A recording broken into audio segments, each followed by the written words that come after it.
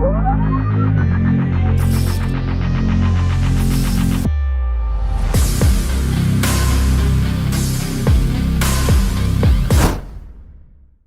going on, everybody? Dark Hour 717 here, and today we are actually going to be doing a tech video. And one thing that most people know that catching the streams is I work in IS and IT for my 9-to-5 job.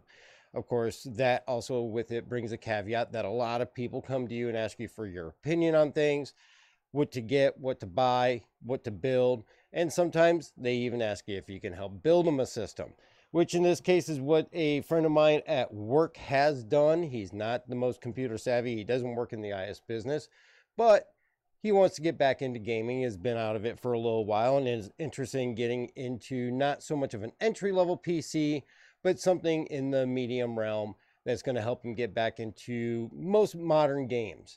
Not so much wanting to look at Star Citizen, which is what, obviously we focus a lot on this channel, but something that will actually stand up and play a variety of different games. So that's what we're going to do today. We're going to help a buddy out from work and build him a system. Actually, we had a fairly modest budget, and we'll actually put all the prices for all the components that we got. And I use things such as Honey and the Capital One Price Shopper to help get some of the best prices, stay within budget. And we went with a good selection of parts and pieces that are actually going to get him to where he wants to be. So this video is going to be all about building him a system. So hope you guys enjoy. Hit me up in the comments if you have any questions.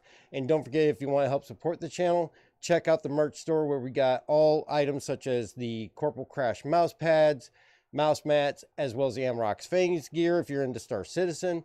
And of course, the support is very helpful as we use it to pay for all the giveaways that we do on the Star Citizen side with the monthly giveaways, which right now you can get entered in for an Aurora MR from RSI and a game package from Star Citizen. All you got to do is subscribe and leave a comment on any video here before the end of October, and we'll be picking that winner on November 1st.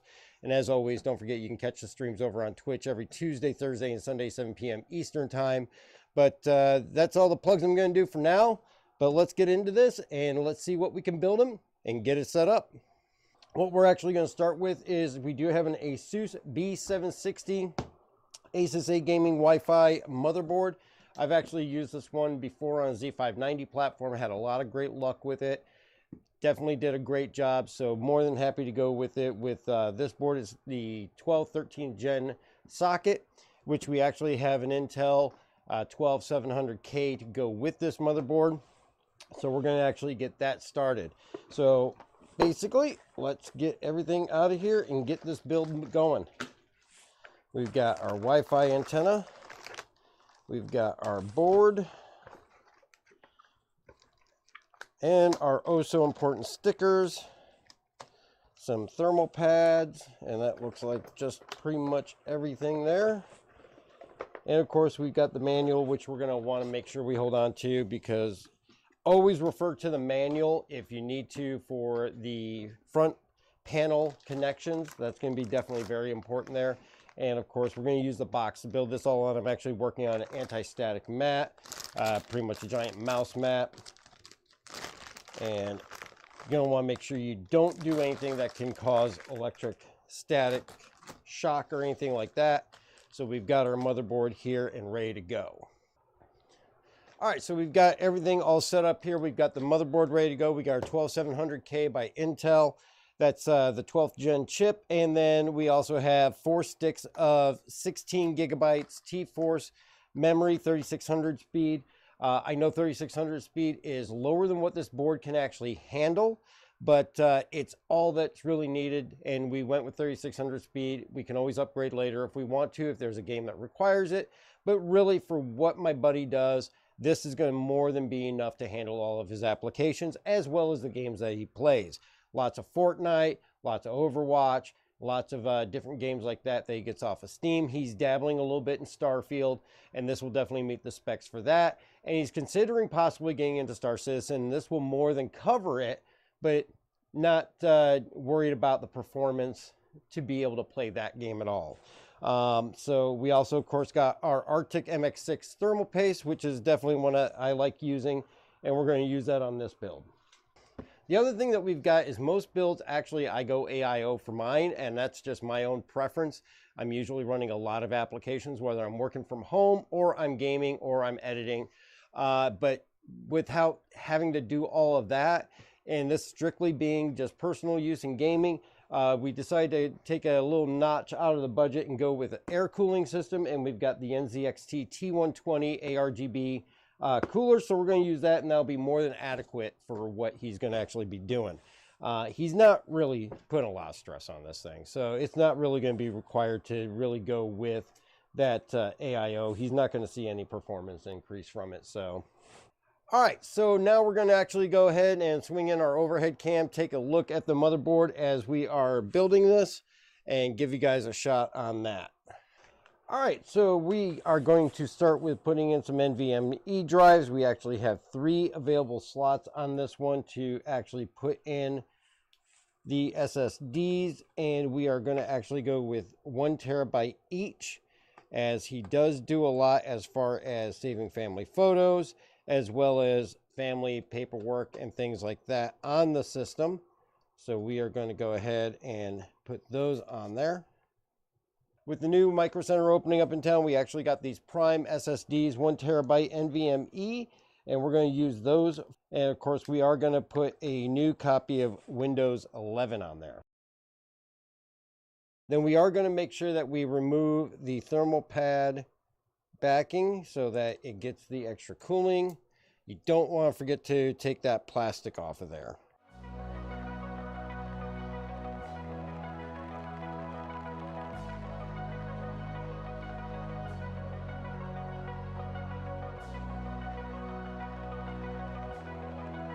And we are going to get our chip in here.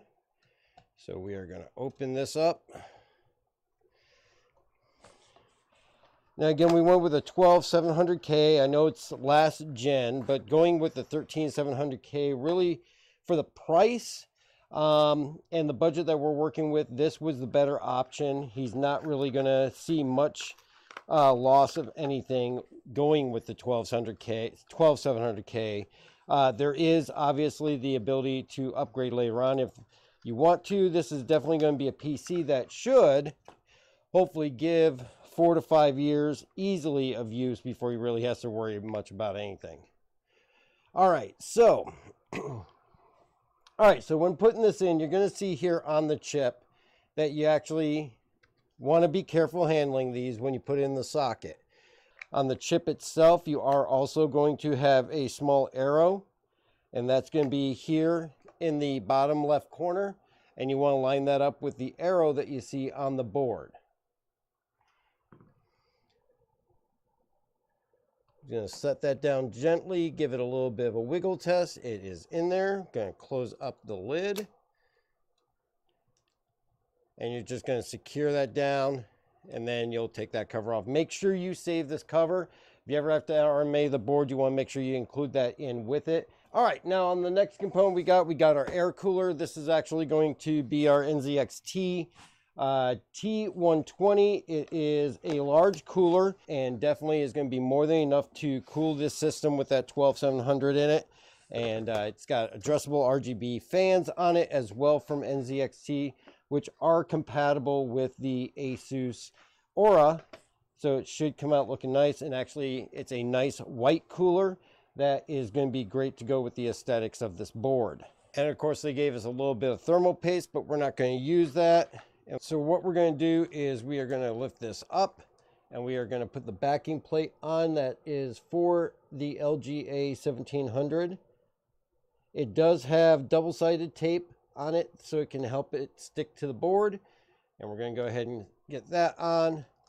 This actually, you want to make sure you take that plastic off the bottom so that it's not on there and keeping the heat from going up the fan to get out of the chip.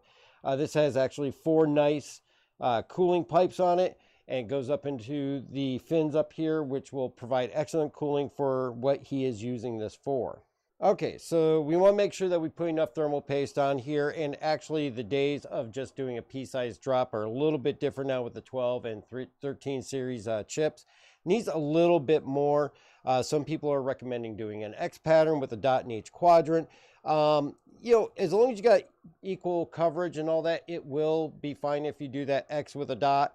A lot of people are using spatulas now these days to actually spread it. I don't actually have a spatula, so we are going to go ahead and try and do the X pattern.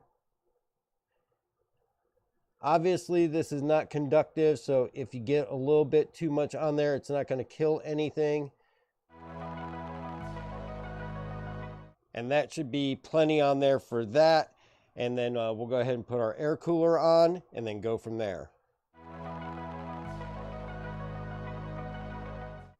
All right, and as you're tightening this down, you want to make sure you kind of do it like you're doing a tire and tighten down each corner a little bit at a time until all of them are snugged. You do not want to over tighten it.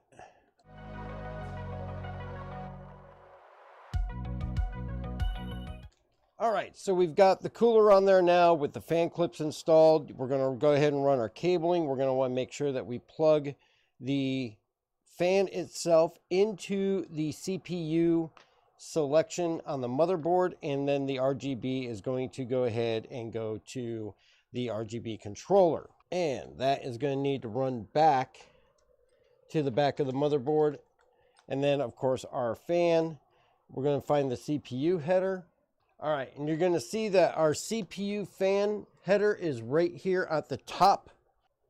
All right, so when you put the fan on here, you want to make sure you know where your CPU header is so that you don't have cabling that you have to deal with. You can put in the most opportune place to hide it. We're going to take this cable, which is going to be for the RGB lighting. That's going to go back behind the board and into our header control there. And our CPU fan is going to connect to this header here. And this is the one that says CPU fan directly. So that will keep us from getting the warning that we have no fan installed. All right, and then we'll tie up that cable back behind the motherboard after we put it into the case.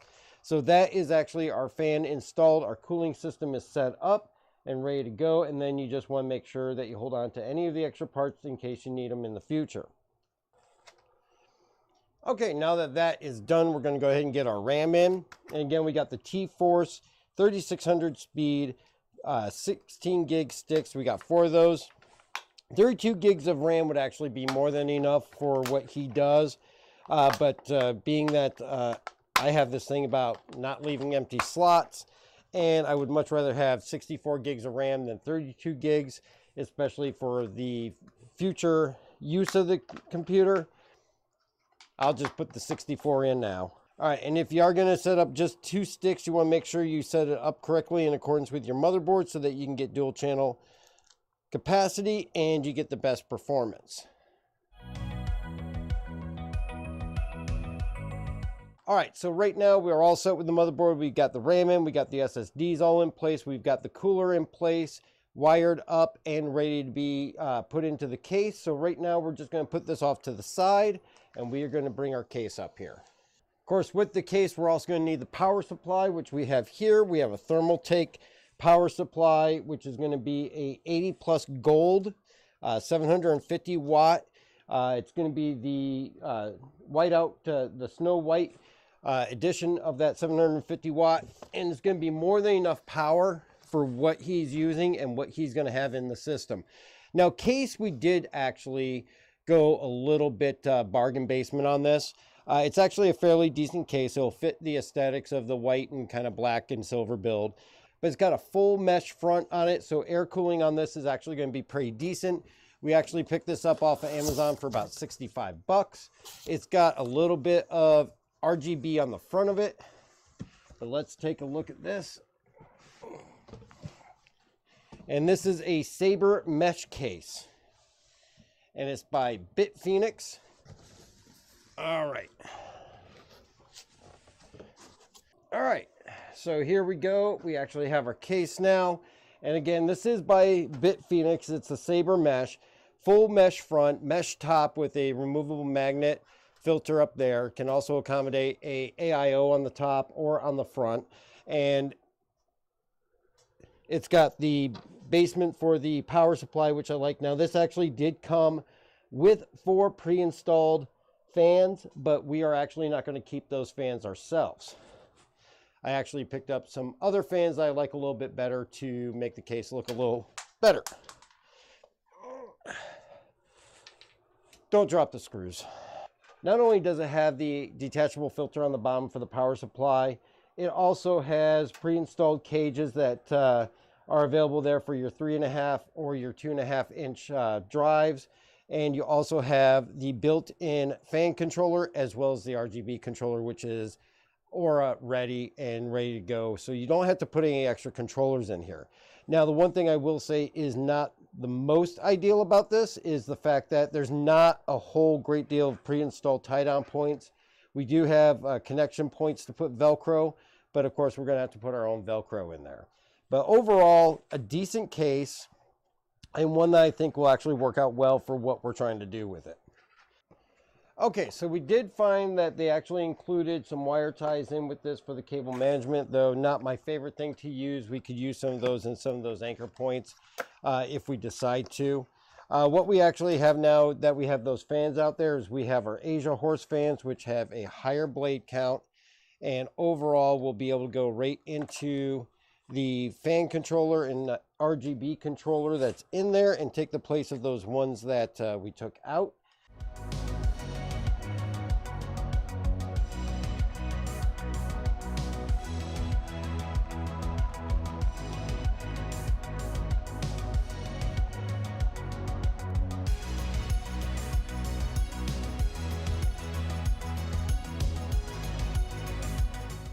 Okay, so we've got all the fans put into the case here. We've ran all the cabling through the openings back to where we're going to wire it up with the control units and everything.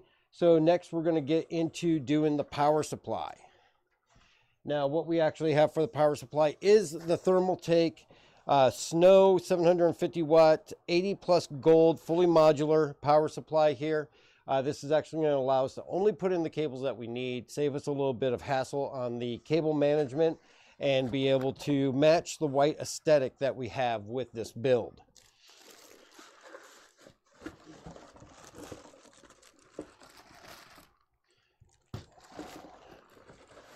And we got our cables in the bag. Make sure that when you take these out and you set them up, that you keep the extra cables.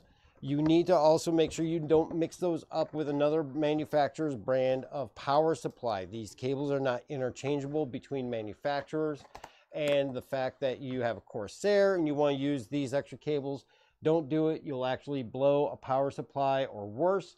These are specific to each manufacturer. All right, so on the back here, you'll see that we actually have the openings here for the power supply. We have our power supply here, and then we have the cabling. And what we're going to do is we're going to grab the cabling that we know that we're going to need. And Thermaltake actually puts this nice little bag in here that you can store your extra cables in after you're all done. And these are actually nice white cables with braided lines on them. So actually it'll match the aesthetics of the case. I did actually get some Asia Horse extensions that are braided, but I don't think I'm actually going to need them with what this looks like here.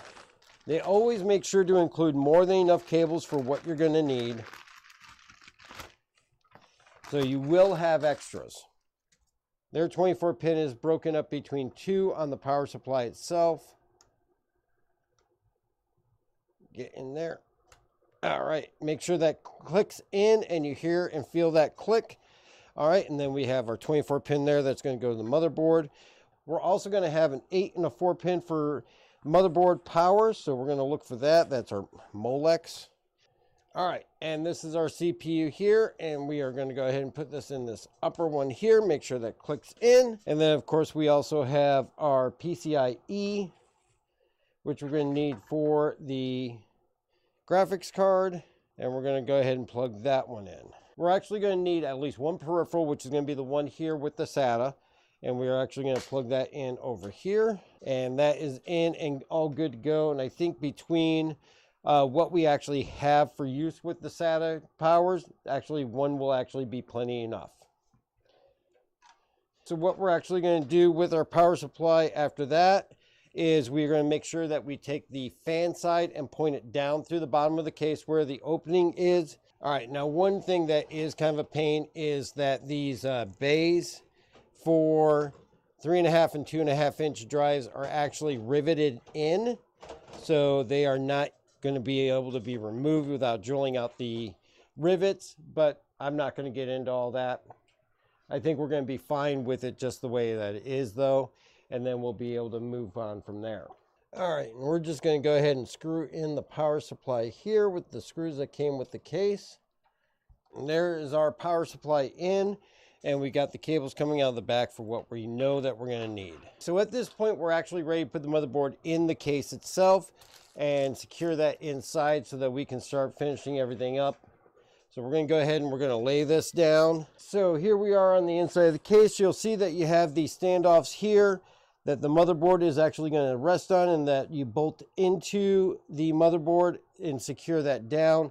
And then of course we have the additional screws and standoffs for getting it for the right size for what we're going to be using it for. So for our system here, we're going to be using these screws here, which are going to be for the full ATX size. So in our iFixit kit, we actually have a socket for that size. We're going to go ahead and use that to secure these into the case. So those are actually all secured in there. One thing, actually taking a look at this before we actually put the motherboard in, you'll notice that we actually have very little space here for these bottom channels to come up, and that's where our audio for the case IO is going to need to come up, as well as the USB and everything like that. So what we're actually going to do is we are going to make sure we run those wires before we put the motherboard in.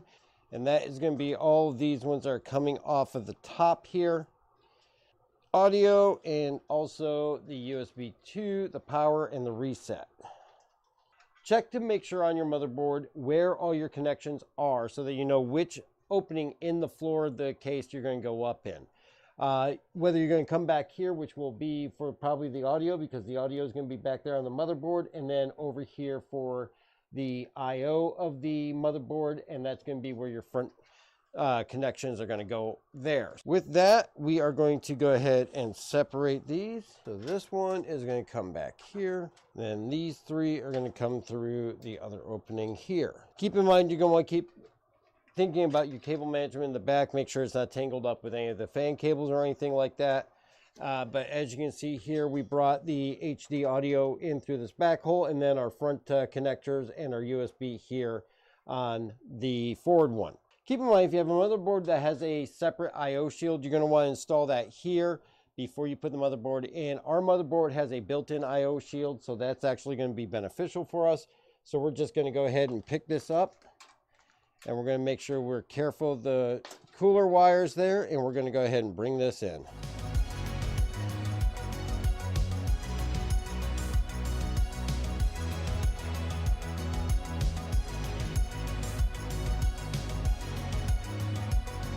So we've actually got that in, we've got lined up. You can always use that center one as a guide peg. And then what we're going to do with this is we're going to go ahead and we are going to secure down the motherboard.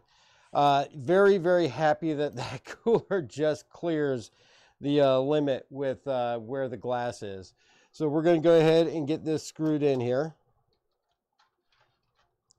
And again, you just want it snug. You don't want to over tighten it. You don't want to damage that PCB and possibly do some damage to the board if you can help it. The other thing you want to make sure is you're going into these standoffs straight, because stripping a standoff is definitely a pain in the backside.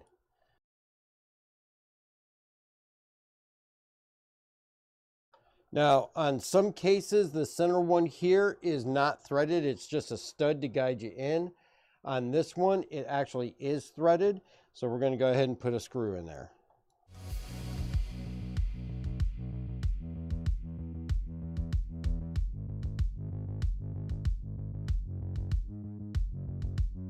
So that is the motherboard secured in place. Make sure you save all the leftover screws from this. Believe me, there's been plenty of times that it's come in handy to have these extra screws around when you need them. You never know what's going to happen in the future when you need to come back and grab something. We've got all of our audio and our USB that we're going to hook up here in just a moment. What we're also going to do is we are going to run the 24 volt and all that through. Like I said, this just came in right underneath the margin, so our air cooler is going to be just barely short of the glass there, which is good, so that should just fit. And then we're going to go ahead and also route some more of these other cables. We have our front IO for the USB 3 here, which we're going to actually come through and bring that in. Okay, so we have our USB 3 through there. The other thing we want to make sure that we do is take a look at this. We have our 24 volt. The 24 volt I am not going to run over to the motherboard. One thing that my friend wanted to do was definitely have a little bit of bling and unicorn puke, because we all know unicorn puke gives you a few extra frames when you have it in there. So we actually got one of these ARGB 24 pin extension cables, and we're going to use that for our 24 pin on the motherboard, and then use that to come back here to our 24 pin off our power supply. And then of course it also has the ARGB connection that will actually plug into our controller, and it has a daisy chain capability, so we can plug other RGB items into it if need be. All right, the other thing that we're going to do is we're going to run up our motherboard power up here to the correct area, and we're going to try and use what channels that we can to get there. And then ours is going to be an 8 and 4, so we're going to split this connection here into the 4 so that that can actually plug into our motherboard. We're just going to go ahead and put that all the way up through there so that we can pull that through, and then once it's actually plugged in, we'll pull the slack out and we'll secure it up. The other thing we have, of course, is our cabling for our GPU, which we're actually going to take here.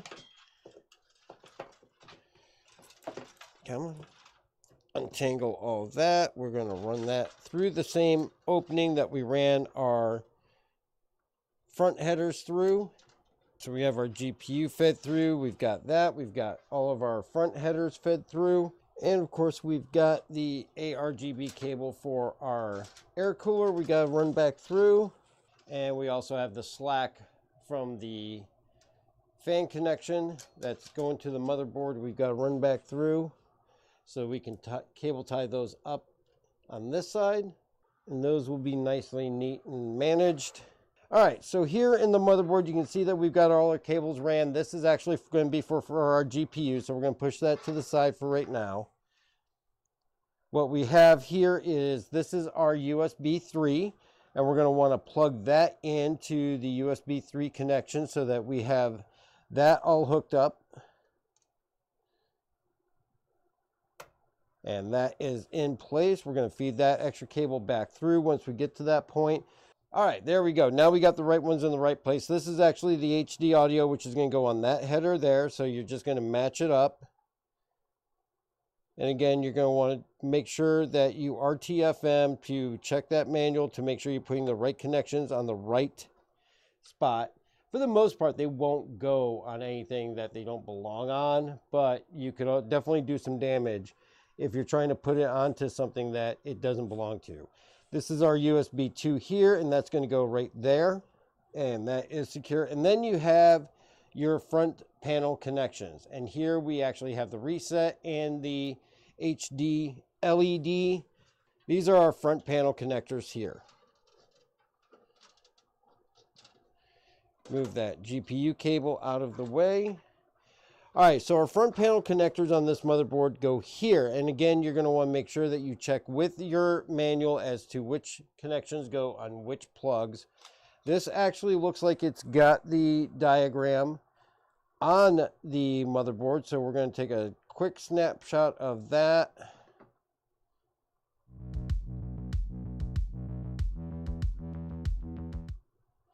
All right, and then we can use that snapshot to go ahead and place these in. Of course, all of these are also labeled on the side as to what they are.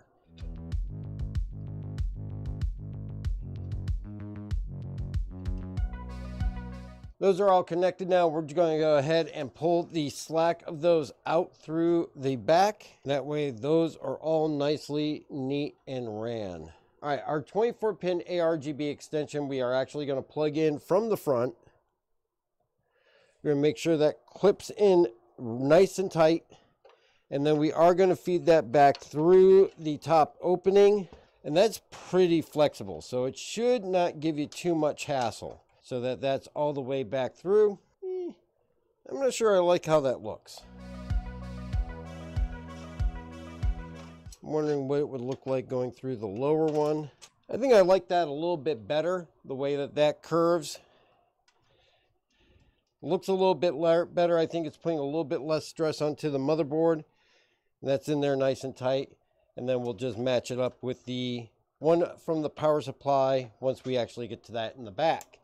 So as far as anything else that we have to put in the front, we're looking at the graphics card is going to be the last thing that we have to put in the front. Then everything else is going to be running the wiring on the back and getting that all set up. Now I will admit I'm not a huge fan of how the back expansion panels are on this. It is one of these ones that just has a bolt that has a flip up gate that holds things in, and it does have threaded areas for you to go into if you need to for anything. And then it has these breakout little slots that you can use for whatever you need to put in there. Obviously, it's not the most ideal way to do this, but for a budget case, I would probably expect that that's going to be how that's going to be set up. I do prefer the individual ones. It looks like these are reusable though, should you remove them and need to put them back in. All right, so first things first is going to be our graphics card. And for our graphics card, we're actually going with a 4060 Ti by Galax. And this is going to fit the white aesthetic of the case. And this is actually their one-click OC graphics card. Now, one thing about the one-click OC is it does have addressable RGB fans on it. So we are going to have an extra connection for the graphics card to plug those into an ARGB header. It is a nice white aesthetic that's going to match well with our case. It's actually got a fairly nice backing plate on it as well too.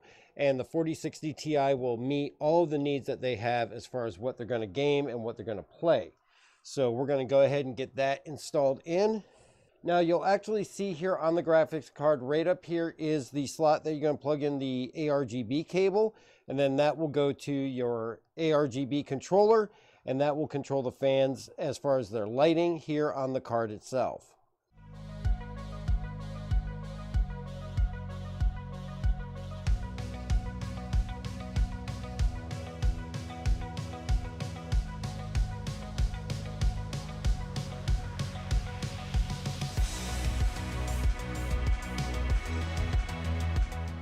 And one other thing I was going to actually be adding was going to be additional USB support with using the additional card here. And this just expands with a couple of USB-Cs that can be used as well as USB 3.0.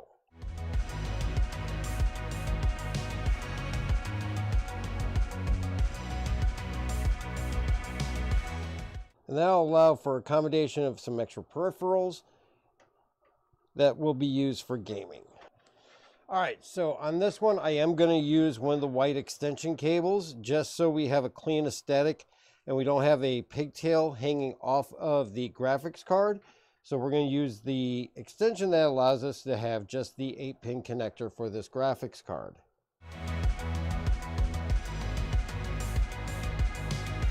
And then, of course, we have the ARGB cable to go in for the fan control, and we're going to go ahead and run this up around so that it's out of the way and cannot be seen.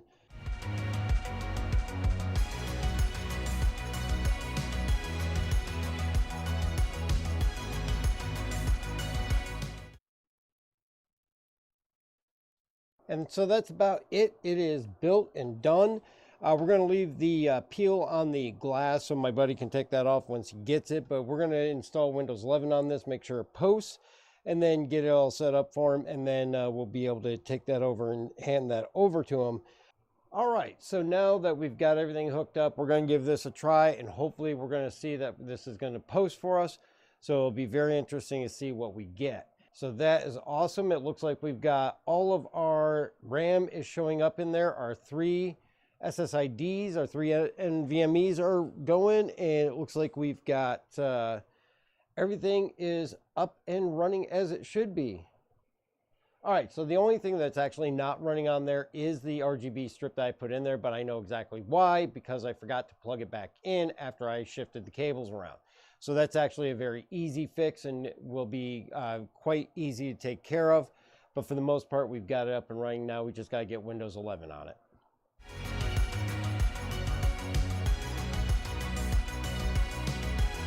And so now it's installing Windows 11. We're going to get that installed. Then we'll finish setting everything up tomorrow. We'll get it out to him, and that way he can get gaming and all that. We're going to have to download Armoury Crate and set up the Armoury Crate so the RGB is all synced.